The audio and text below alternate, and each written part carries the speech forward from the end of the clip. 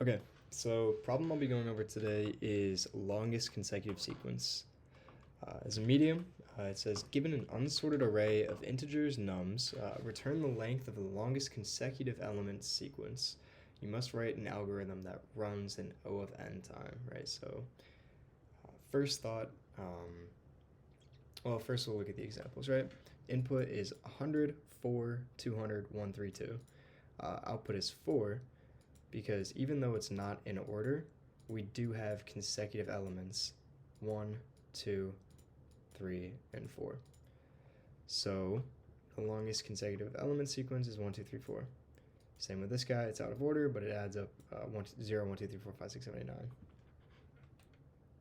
Alright, so let's look at this example, right? So this is one from before, so we have 100, 4, 200, 1, 3, and 2.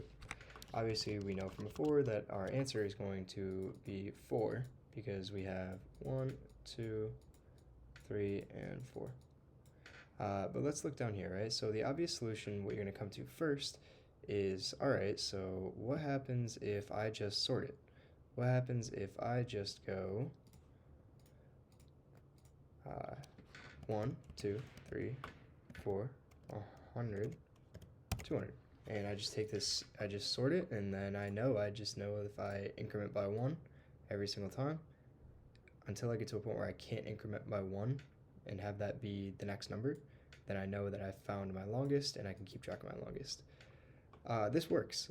This works in n log n time, because we have to sort, and that's our dominant term, but there's actually a more efficient way to do this. It's not going to work really well once you get into large test cases. So what's the better approach? Better approach is to use a data structure in which we can use O of 1 lookup.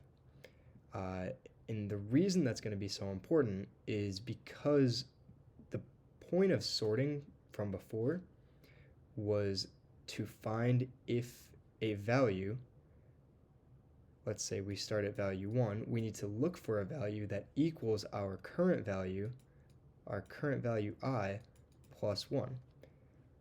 So we can just look into this and look for that value. And we find it. We find 2. And now I equals 2. So we look for I plus 1. And then we find it right here. And do the same thing. So I plus 1. And then we find it again. And then we look for I plus 1. And we can't find it. The problem is this is O of n lookup when we use something like an array. So what do? We use a hash set. A hash set is going to allow us O of 1 lookup. So if we use a hash set, we're able to look up if it exists over and over until we find our current value. The only problem with this is we need to keep track of the last element that we've found. So what that means is we need to, once we check 1 and then 2, 3, 4, we don't want to go back and check 2, 3, 4, and then 3, 4. We don't want to keep checking these values over and over. We want to start from the value after the value that we've just checked. Alright, so let's get to the implementation, right? So we said that we were going to start with a hash set.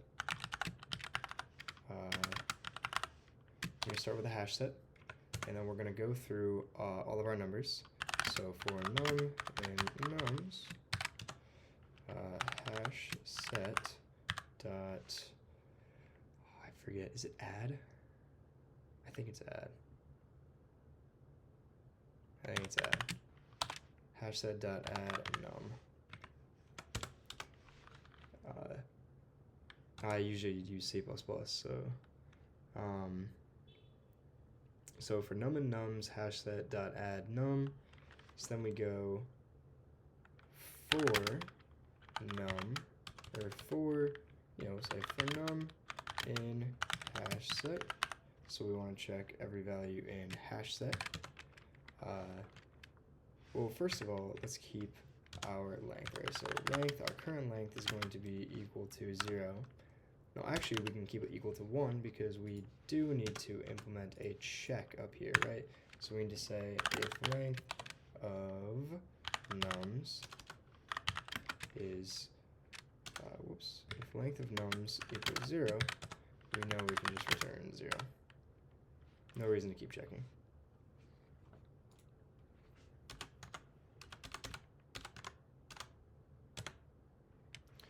So now, for num in nums, we say length is equal to 0, and then while num plus 1 is in hash set,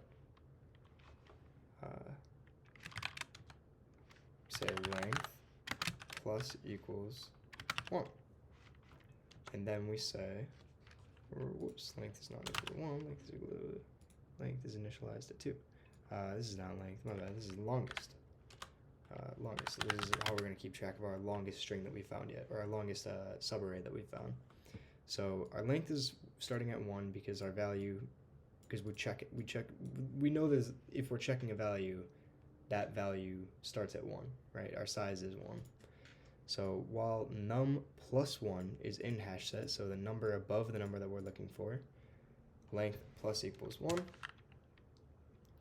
and num plus equals 1 as well. So right, so we want to check the next value.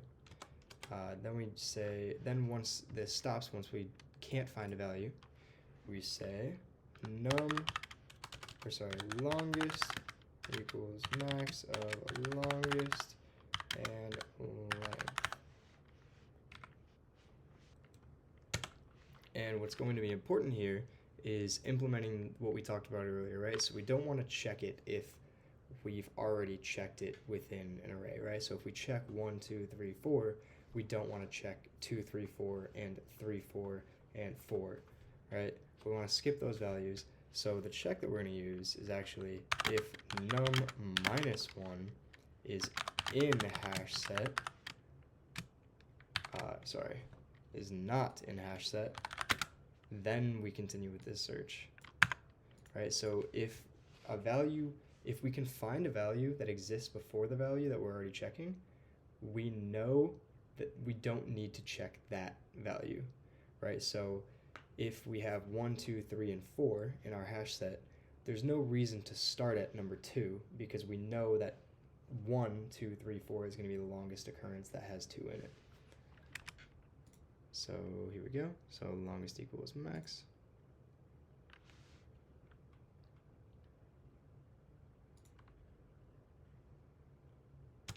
And then we can just go and return longest.